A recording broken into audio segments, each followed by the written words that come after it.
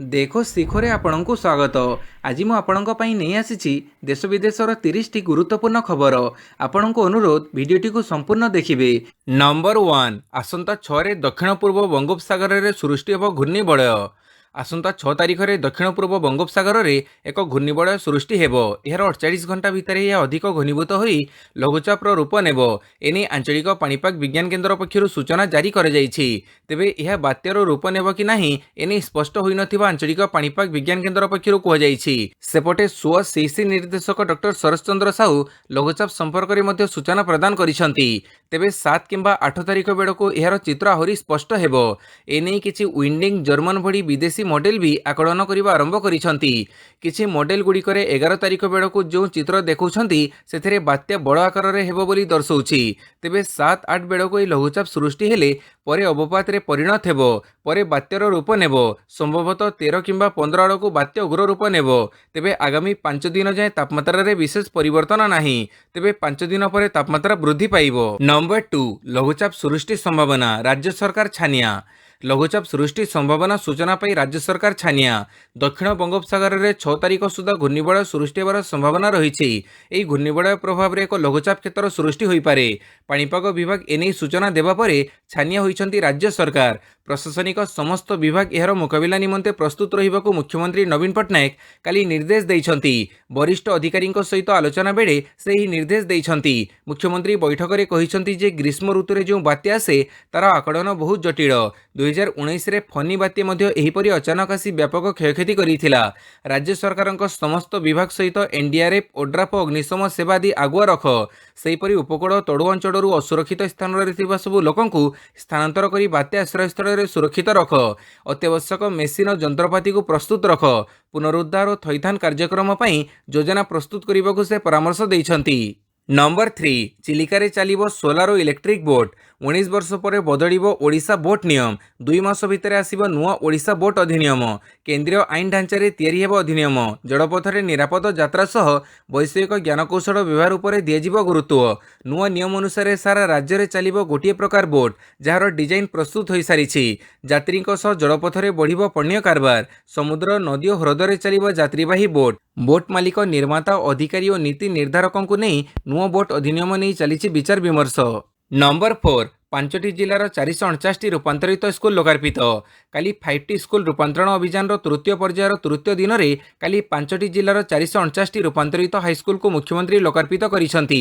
ଏଥିରେ ବାଲେଶ୍ୱର ଜିଲ୍ଲାର 233ଟି ହାଇସ୍କୁଲ, ନୟାଗଡ଼ ଜିଲ୍ଲାର 64ଟି, ନୂଆପଡ଼ା ଜିଲ୍ଲାର 58ଟି, ସୁନ୍ଦରଗଡ଼ ଜିଲ୍ଲାର 49ଟି ହାଇସ୍କୁଲ ଏବଂ ରାୟଗଡ଼ା ଜିଲ୍ଲାର 45ଟି ହାଇସ୍କୁଲ ଅନ୍ତର୍ଭୁକ୍ତ। ଏହାଦ୍ୱାରା ତୃତୀୟ ପର୍ଯ୍ୟାୟରେ 3 ଦିନରେ ସମୁଦାୟ 1134ଟି ରୂପାନ୍ତରିତ ହାଇସ୍କୁଲ ଲୋକାର୍ପିତ ହେଲା।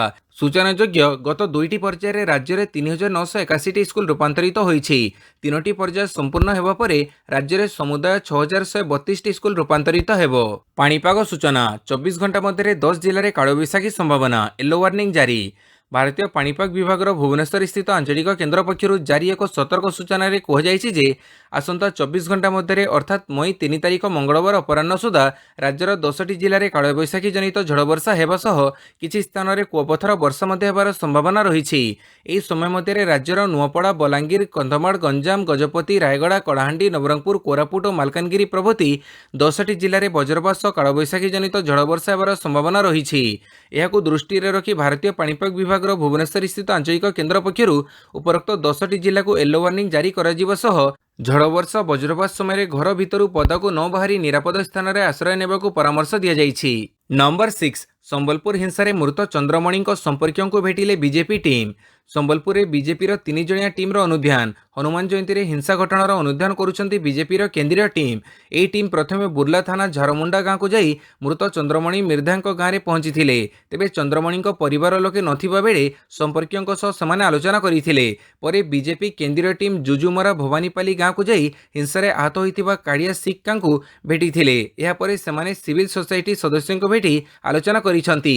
ପରେ ସେମାନେ ଆଇଜି ଓ ଏସ୍ପିଙ୍କୁ ଭେଟିଛନ୍ତି। ଘଟଣାକୁ ନେଇ ତଥ୍ୟଭିତ୍ତିକ ତଦନ୍ତ ପରେ ଏହି ଟିମ୍ ରାଷ୍ଟ୍ରୀୟ ସଭାପତିଙ୍କୁ ରିପୋର୍ଟ ପ୍ରଦାନ କରିବେ। ନମ୍ବର 7, ଦୁଲୁକୁଚି ଝାରସୁଗୁଡ଼ା ମାଟି, ମଇଦାନରେ ଦମ ଦେଖାଉଛନ୍ତି ସବୁ ଦଳର ପ୍ରାର୍ଥୀ। ଝାରସୁଗୁଡ଼ା ଉପନିର୍ବାଚନକୁ ହାତରେ ଆଉ କମ୍ ସମୟ, ତେଣୁ ଶେଷ ମୁହୂର୍ତ୍ତରେ ସବୁ ଦଳ ନିଜର ଦମ ଦେଖିବାରେ ଲାଗିଛନ୍ତି। କାଲି ବିଜେଡି ପ୍ରାର୍ଥୀ ଦୀପାଳି ଦାସ କିରମିରା ବ୍ଲକରେ ପ୍ରଚାର କରୁଛନ୍ତି। एथिसह दलर अन्य हेवीवेट नेता विभिन्न ब्लक और पौरांचल में प्रचार करुछंती। सेहीपरि बीजेपी प्रार्थी टंकधर त्रिपाठी 6 नंबर वार्ड में प्रचार करिथिबा बेले बीजेपी पक्षरु एक बाइक शोभायात्रा रे 24 वार्ड परिक्रमा करिवो। बीजेपीर अन्य नेता माने मध्य विभिन्न ब्लक रे प्रचार को जोरदार करिसंती। कांग्रेस पक्षरु पीसीसी सभापति शरद पट्टनायक नेतृत्व में विधायक संतोष सिंह सालुजा सह कांग्रेस प्रार्थी तरुण पांडे लाइकेरा ब्लक रे प्रचार करिवे। नंबर 8 उन्नयन कर्तृपक्षों ठारू आउ एकाधिक प्लट नहीं हेबो नाही कहिले हाईकोर्ट। राज्य रे थिबा विभिन्न उन्नयन कर्तृपक्षों ठारू आउ एकाधिक प्लट नहीं हेबो नाही एभडी व्यवस्था उपरे रोक लगेले हाईकोर्ट। जणे व्यक्ति जेकोसी उन्नयन कर्तृपक्षों ठारू गोटे प्लट नहीं पारिबे। एहाकु तुरंत कार्यकारी करिबा लागि नगर उन्नयन विभाग एवं समस्त उन्नयन कर्तृपक्षों को निर्देश दैछंती हाईकोर्ट। बीडीए रे जणे अवसरप्राप्त कर्मचारी सरोज मल्लिक कर्मचारी इच्छाधीन कोटा सहित भिन्न भिन्न उपाय 3टी प्लट हातेइथिले। तेबे कर्मचारी कोटारे मिलिथिबा प्लट को बीडीए बातिल करि दैथिला। याकु चैलेंज करी सरोज हाईकोर्टको द्वारस्थ होइथिले। तेबे बीडीए पक्षरु जुक्ति रखा जाइथिला कि एकाधिक प्लट पाइथिबा व्यक्ति माने एहार व्यवसायीकरण करुछंती जहाद्वारा प्रकृत हिताधिकारी निराश हेउछंती। कोर्ट एहाकु ग्रहण करी सरोजଙ୍କ आवेदन खारज करिछंती। आगकु कोनोसी व्यक्ति विभिन्न उन्नयन कर्तृपक्षଙ୍କ ठारू केवल गोटे प्लट पाई परिबे बोली हाईकोर्ट निर्देश दैछंती। नंबर 9 फांसी हटेइबा प्रसंग में सुप्रीमकोर्ट रे उत्तर रखिले केंद्र सरकार। मृत्युदंड पर फांसी बदल में अन्य कौनसी उपाय पर लागू करने होइथिबा दाबी उपर सुप्रीमकोर्ट को केंद्र सरकार कहिसंती। एही मामला रे एक एक्सपर्ट कमिटी गठन उपर विचार करा जाउछि। केंद्र सरकार सुप्रीमकोर्ट को कहिसंती एही प्रसंग उपर प्रत्येक दिग को नहीं जांच करबा लागि एक विशेषज्ञ कमिटी नियुक्ति पर विचार विमर्श चलीछि।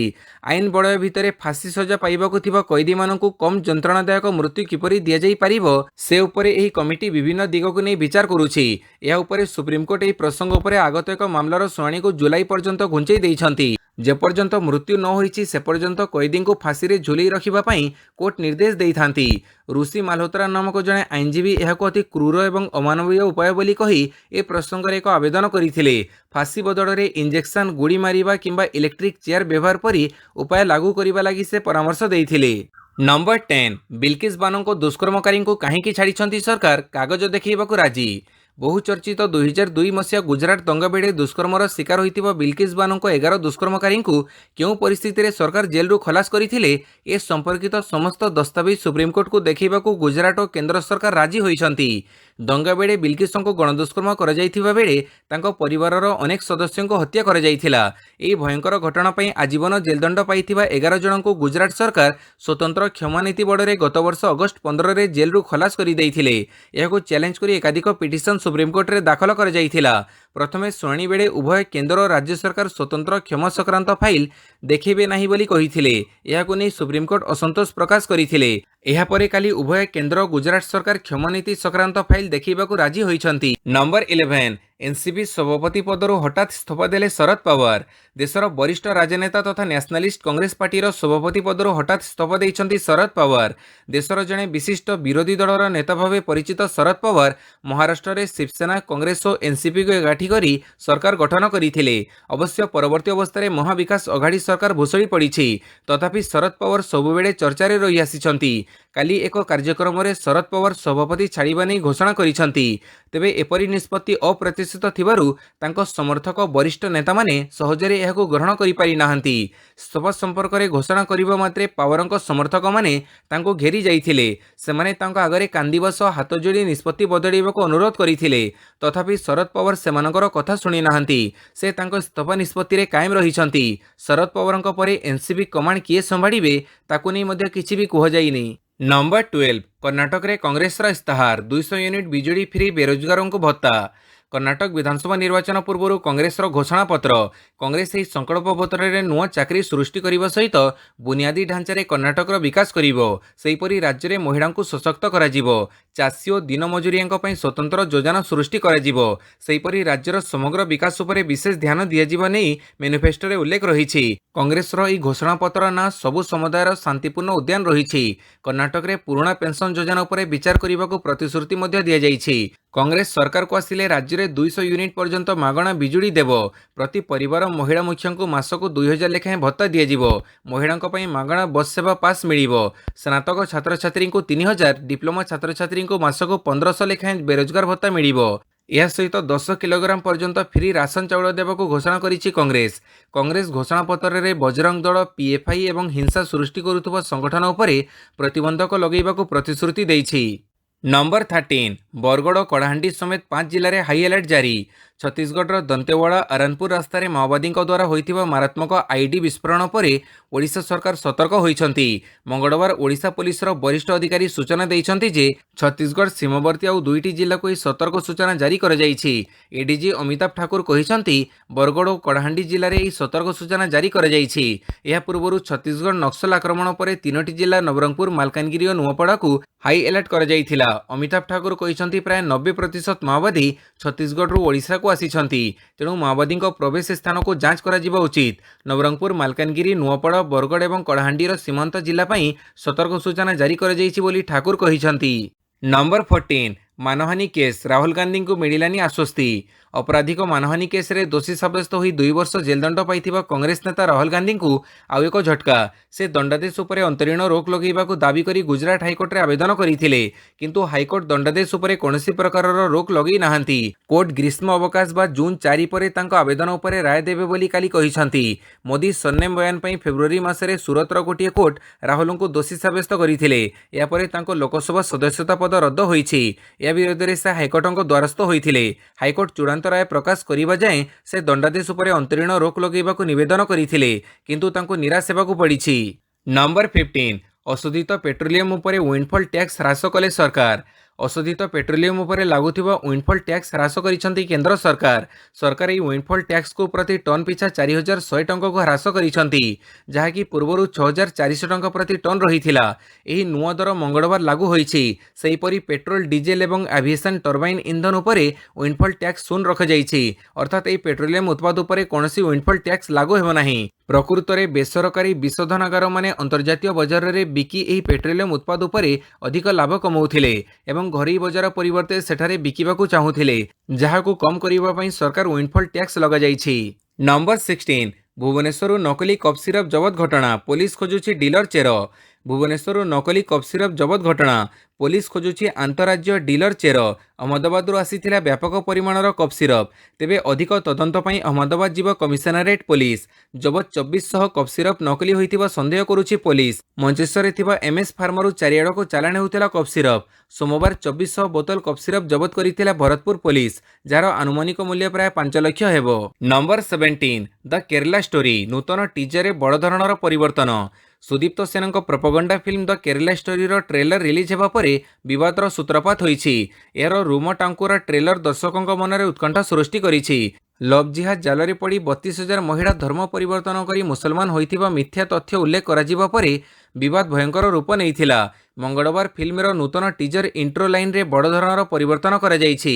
32,000 ମହିଳା ନିଖୋଜ ବଦଳରେ 3 ଜଣଙ୍କ ବ୍ରେନ୍ୱାଶ୍ କରି ଧର୍ମ ପରିବର୍ତ୍ତନ କରାଯାଇଥିବା ଉଲ୍ଲେଖ କରାଯାଇଛି। ନିର୍ବାଚନକୁ ଆଖିଆଗରେ ରଖି ଏବଂ ଘୃଣା ସୃଷ୍ଟି କରିବା ଉଦ୍ଦେଶ୍ୟରେ ଏହି ଫିଲ୍ମର ନିର୍ମାଣ ହୋଇଛି ବୋଲି କେରଳ ମୁଖ୍ୟମନ୍ତ୍ରୀ ପିନାରାଇ ବିଜୟନ୍ କହିଛନ୍ତି। ଅପରପକ୍ଷରେ ସୁପ୍ରିମକୋର୍ଟ ଫିଲ୍ମ ନେଇ ତତ୍କ୍ଷଣାତ୍ ଶୁଣାଣି କରିବାକୁ ମନା କରିଦେଇଛନ୍ତି।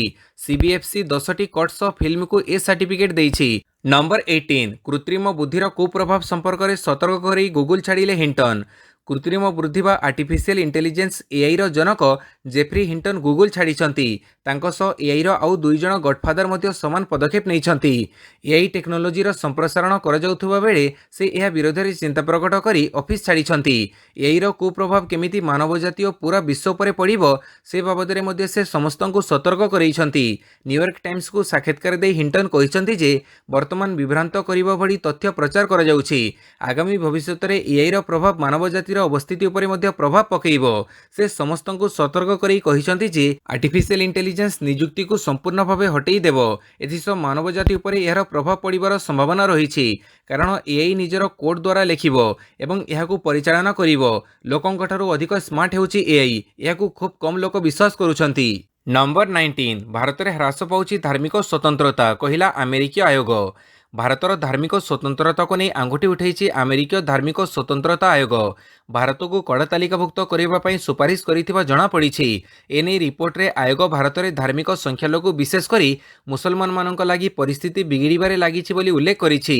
ଅନ୍ତର୍ଜାତୀୟ ଧାର୍ମିକ ସ୍ୱାଧୀନତାକୁ ନେଇ ଯୁକ୍ତରାଜ୍ୟ ଆୟୋଗ ପୁଣିଥରେ ଆମେରିକା ବିଦେଶ ମନ୍ତ୍ରଣାଳୟକୁ ଭାରତ ଏକ କଣ୍ଟ୍ରି ଅଫ୍ ପାର୍ଟିକୁଲାର କନସର୍ନ ଘୋଷଣା କରିବାକୁ ଦାବି କରିଛି। ଗତ 2020 ମସିହାରୁ ଏହି ଦାବି କରି ଆସୁଛନ୍ତି। ତେବେ ଭାରତ ଉପରେ ଏପର୍ଯ୍ୟନ୍ତ ଆମେରିକା ସରକାର ଏହି ଲେବୁଲ ଲଗାଇ ନାହାନ୍ତି। ଏପରି ଲେବୁଲ ଲଗାଯିବା ଅର୍ଥ ସରକାର ଧାର୍ମିକ ସ୍ୱାଧୀନତାକୁ ବ୍ୟବସ୍ଥିତ ରୂପେ ଗୁରୁତର ଉଲ୍ଲଂଘନ କରୁଛନ୍ତି। ଏପରି ହେଲେ ଆମେରିକା ସମ୍ପୃକ୍ତ ଦେଶ ଉପରେ ଆର୍ଥିକ କଟକଣା ମଧ୍ୟ ଲାଗୁ କରିପାରେ। ତେବେ ଏପର୍ଯ୍ୟନ୍ତ ଭାରତକୁ ଏପରି ପରିସ୍ଥିତିର ସମ୍ମୁଖୀନ ହେବାକୁ ପଡ଼ିନାହିଁ। ରିପୋର୍ଟରେ କୁହାଯାଇଛି ଯେ 80% ହିନ୍ଦୁଙ୍କର ଏହି ଦେଶରେ ସରକାର ଲଗାତାର ସଂଖ୍ୟାଲଘୁଙ୍କ ସ୍ୱରକୁ ଦବାଇ ରଖିବାକୁ ଚେଷ୍ଟା କରୁଛନ୍ତି। ନମ୍ବର 20 ଖୋର୍ଦ୍ଧା ଆଉଟପୋଷ୍ଟ ହେଲା ପୋଲିସ ଷ୍ଟେସନ। ଖୋର୍ଦ୍ଧା ଶିଳ୍ପାଞ୍ଚଳ ପୋଲିସ ଆଉଟପୋଷ୍ଟ ହେଲା ଇଣ୍ଡଷ୍ଟ୍ରିଆଲ ଷ୍ଟେଟ୍ ପୋଲିସ ଷ୍ଟେସନ। ଏହି ଷ୍ଟେସନ ପାଇଁ ସୃଷ୍ଟି ହେଲା 23ଟି ଅତିରିକ୍ତ ପଦବୀ। ସେହିପରି କେନ୍ଦୁଝର ଓ ବଡ଼ବିଲରେ 2ଟି ଟ୍ରାଫିକ ପୋଲିସ ଷ୍ଟେସନ ହେବା ସହ 24ଟି ଅତିରିକ୍ତ ପଦବୀ ସୃଷ୍ଟି ହେବ। ଏ ସମ୍ପର୍କୀୟ ଏକ ପ୍ରସ୍ତାବକୁ ମୁଖ୍ୟମନ୍ତ୍ରୀ ନବୀନ ପଟ୍ଟନାୟକ ଅନୁମୋଦନ କରିଛନ୍ତି।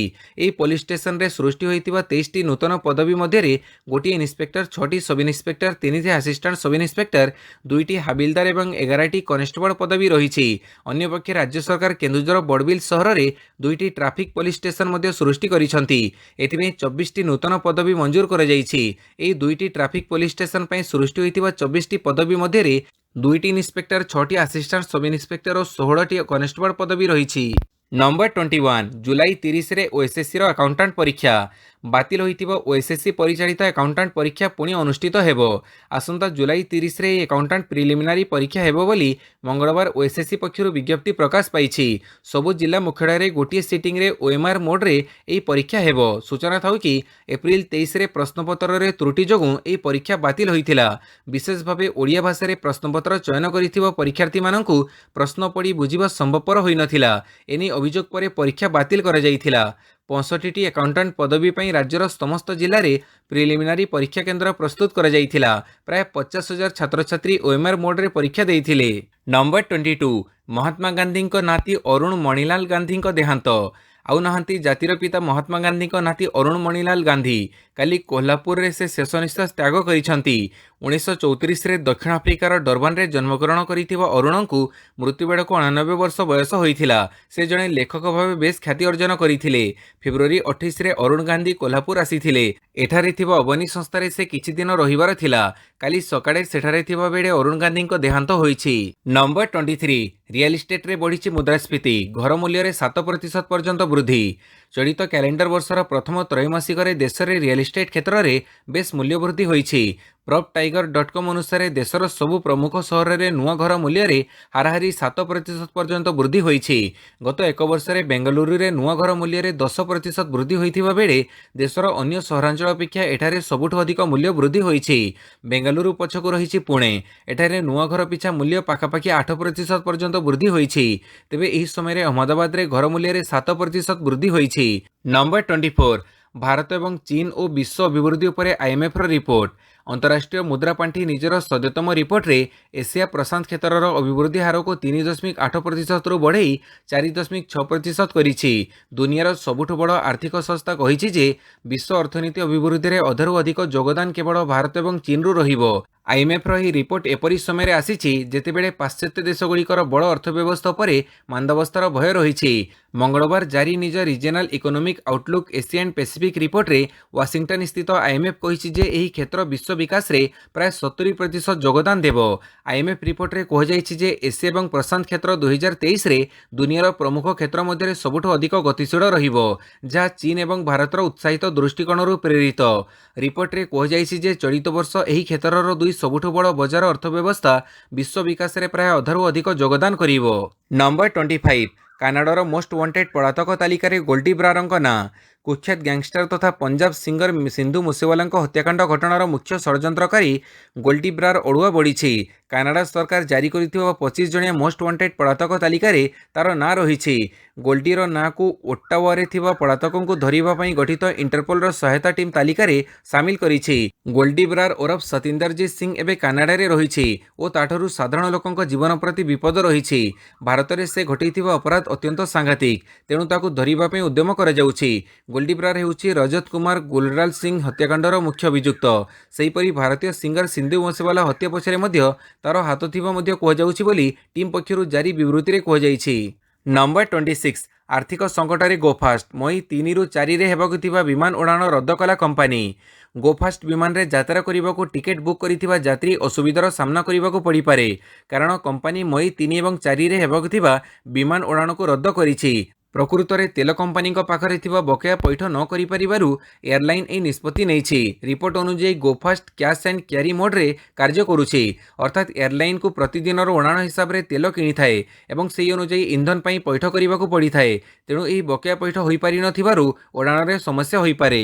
ନମ୍ବର 27 ଜେଲ୍ ଭିତରେ ଗ୍ୟାଙ୍ଗଷ୍ଟର ଟିଲୁକୁ ହତ୍ୟା। ଦିଲ୍ଲୀର ରୋହିଣୀ କୋର୍ଟରେ ଗୁଳିମାଡ଼ ଘଟଣାରେ ତିହାର ଜେଲ୍ରେ ଥିବା ଗ୍ୟାଙ୍ଗଷ୍ଟର ଟିଲୁ ତାଜପୁରିଆ ଓରଫ ସୁନିଲ ମାନଙ୍କୁ ମଙ୍ଗଳବାର ସକାଳେ ହତ୍ୟା କରାଯାଇଛି। ଜେଲ୍ ଭିତରେ ଥିବା ତାର ବିପକ୍ଷ ଗୋଷ୍ଠୀର ସଦସ୍ୟମାନେ ତାକୁ ଲୁହା ରଡ୍ରେ ପିଟି ମାରି ଦେଇଥିବା ଜଣାପଡ଼ିଛି। ଗୁରୁତର ଭାବେ ଆହତ ଟିଲୁ ତାଜପୁରିଆଙ୍କୁ ଦୀନଦୟାଲ ଉପାଧ୍ୟାୟ ହସ୍ପିଟାଲକୁ ନିଆଯାଇଥିଲା, କିନ୍ତୁ ସେଠାରେ ଡାକ୍ତର ତାଙ୍କୁ ମୃତ ଘୋଷଣା କରିଥିଲେ। ହସ୍ପିଟାଲ କର୍ତ୍ତୃପକ୍ଷ କହିଛନ୍ତି ଟିଲୁକୁ ଅଚେତ ଅବସ୍ଥାରେ ଅଣାଯାଇଥିଲା। ସକାଳେ 6:30ରେ ତାକୁ ମୃତ ଘୋଷଣା କରାଯାଇଥିଲା। ନମ୍ବର 28 ଆଇପିଏଲ୍ ଗୁଜରାଟକୁ 5 ରନରେ ପରାସ୍ତ କଲା ଦିଲ୍ଲୀ। ଇଣ୍ଡିଆନ୍ ପ୍ରିମିୟର ଲିଗ୍ 16ତମ ସଂସ୍କରଣର 44ତମ ମ୍ୟାଚ୍ରେ ଗୁଜରାଟକୁ 5 ରନରେ ପରାସ୍ତ କରିଛି ଦିଲ୍ଲୀ। ଦ୍ୱିତୀୟ ପାଳିରେ ଗୁଜରାଟ 130 ରନର ଲକ୍ଷ୍ୟକୁ ପିଛା କରି 6 ୱିକେଟ୍ ହରାଇ 125 ରନ୍ କରି ପରାସ୍ତ ହୋଇଛି। ପ୍ରଥମ ପାଳିରେ ଟସ୍ ଜିଣି ଦିଲ୍ଲୀ କ୍ୟାପିଟାଲ୍ସ ବ୍ୟାଟିଂ ନିଷ୍ପତ୍ତି ନେଇଥିଲା। ଦିଲ୍ଲୀ ନିର୍ଦ୍ଧାରିତ 20 ଓଭରରେ 8 ୱିକେଟ୍ ହରାଇ 130 ରନ୍ କରିଛି। ଫଳରେ ଗୁଜରାଟ ଟାଇଟନ୍ସକୁ 131 ରନର ବିଜୟ ଲକ୍ଷ୍ୟ ମିଳିଥିଲା। ନମ୍ବର 29 ବିର୍ସା ମୁଣ୍ଡା ହକି ଷ୍ଟାଡିୟମରେ ଆୟୋଜିତ ହେବ ସବ୍ ଜୁନିୟର ଜାତୀୟ ଚାମ୍ପିୟନସିପ୍। ହକି ବିଶ୍ୱକପ୍ ଓ ଏଫଆଇଏଚ୍ ପ୍ରୋ ଲିଗ୍ର ସଫଳ ଆୟୋଜନ ପରେ ଏବେ ବିର୍ସା ମୁଣ୍ଡା ହକି ଷ୍ଟାଡିୟମରେ ଆୟୋଜିତ ହେବାକୁ ଯାଉଛି 13ତମ ଜାତୀୟ ଜୁନିୟର ଚାମ୍ପିୟନସିପ୍। ସର୍ବାଧିକ ଦର୍ଶକ ବସି ପାରୁଥିବା ଏହି ଷ୍ଟାଡିୟମରେ ସବ୍ ଜୁନିୟର ମହିଳା ଓ ପୁରୁଷ ଉଭୟ ବିଭାଗର ଜାତୀୟ ଚାମ୍ପିୟନସିପ୍ ଆୟୋଜିତ ହେବ। ଫ୍ଲଡଲାଇଟ୍ରେ ଏହି ମୁକାବିଲା ବେଶ୍ ସଂଘର୍ଷପୂର୍ଣ୍ଣ ହେବ ବୋଲି ଆଶା କରାଯାଉଛି। ଜୁନିୟର ବିଭାଗରେ ଶ୍ରେଷ୍ଠ ପ୍ରତିଭା ଚୟନ କରିବା ପାଇଁ ଏହା ଏକ ସୁବର୍ଣ୍ଣ ସୁଯୋଗ ବୋଲି ହକି ଇଣ୍ଡିଆ ପକ୍ଷରୁ କୁହାଯାଇଛି। ଏହାର ସଭାପତି ତଥା ପଦ୍ମଶ୍ରୀ ଦିଲ୍ଲୀପ ତିର୍କୀ କ୍ରୀଡ଼ା ମନ୍ତ୍ରୀ ତୁଷାରକାନ୍ତି ବେହେରା ଖେଳାଳିମାନଙ୍କୁ ସ୍ୱାଗତ କରିଛନ୍ତି। ସ୍କୁଲର ଛାତ୍ରଛାତ୍ରୀମାନଙ୍କୁ ମାଗଣାରେ ମ୍ୟାଚ୍ ଉପଭୋଗ କରିବା ପାଇଁ ସୁଯୋଗ ପ୍ରଦାନ କରାଯିବ। ଏହା ମାଧ୍ୟମରେ ହକି ପ୍ରତି ରାଉରକେଲାର ଉତ୍ସାହ ପୁନର୍ବାର ପ୍ରମାଣିତ ହେବ। ନମ୍ବର 30 ପ୍ରଥମ ଥର ପାଇଁ ଏସିଆ କପ୍ ନିମନ୍ତେ ଯୋଗ୍ୟତା ଅର୍ଜନ କଲା ନେପାଳ। ଏସିଆ କପ୍ 2023 ପାଇଁ ପ୍ରଥମ ଥର ନିମନ୍ତେ ନେପାଳ କ୍ରିକେଟ୍ ଟିମ୍ ଯୋଗ୍ୟତା ଅର୍ଜନ କରିଛି। ମଙ୍ଗଳବାର Kathmandu Tribhuban university international cricket ଗ୍ରାଉଣ୍ଡରେ ନେପାଳ 7 ୱିକେଟ୍ରେ ୟୁଏଇକୁ ପରାସ୍ତ କରି ଏହି ସଫଳତା ହାସଲ କରିଛି। ଗୁଲସନ ଝା 84 ବଲ୍ରେ 67 ରନ୍ ଅପରାଜିତ ଇନିଂସ ଖେଳି ଦଳର ବିଜୟରେ ମୁଖ୍ୟ ଭୂମିକା ଗ୍ରହଣ କରିଥିଲେ। ଏସିଆ କପ୍ 2023 ପାଇଁ ପୂର୍ବରୁ ଭାରତ, ପାକିସ୍ତାନ, ଶ୍ରୀଲଙ୍କା, ବାଂଲାଦେଶ ଓ ଆଫଗାନିସ୍ତାନ ପୂର୍ବରୁ ଯୋଗ୍ୟତା ଅର୍ଜନ କରିସାରିଥିଲେ। ନେପାଳ ଏବେ ଷଷ୍ଠ ଟିମ୍ ଭାବେ ଏଥିରେ ସାମିଲ ହୋଇଛି। ପାକିସ୍ତାନ ହାତରେ ଏସିଆ କପ୍ ଆୟୋଜନ ଅଧିକାର ଥିଲେ ମଧ୍ୟ ଏପର୍ଯ୍ୟନ୍ତ ଏହି ଟୁର୍ଣ୍ଣାମେଣ୍ଟ କେଉଁଠାରେ ଖେଳାଯିବ ତାହା ସ୍ପଷ୍ଟ ହୋଇନି। ୟୁଏଇ ପ୍ରଥମେ ବ୍ୟାଟିଂ କରି 33.1 ଓଭରରେ 117 ରନ୍ କରିଥିଲା। ନେପାଳ 30.3 ଓଭରରେ 3 ୱିକେଟ୍ ହରାଇ ବିଜୟ ଲକ୍ଷ୍ୟ ହାସଲ କରିନେଇଥିଲା। ଭିଡିଓଟିକୁ ସମ୍ପୂର୍ଣ୍ଣ ଦେଖିଥିବାରୁ ବହୁତ ବହୁତ ଧନ୍ୟବାଦ।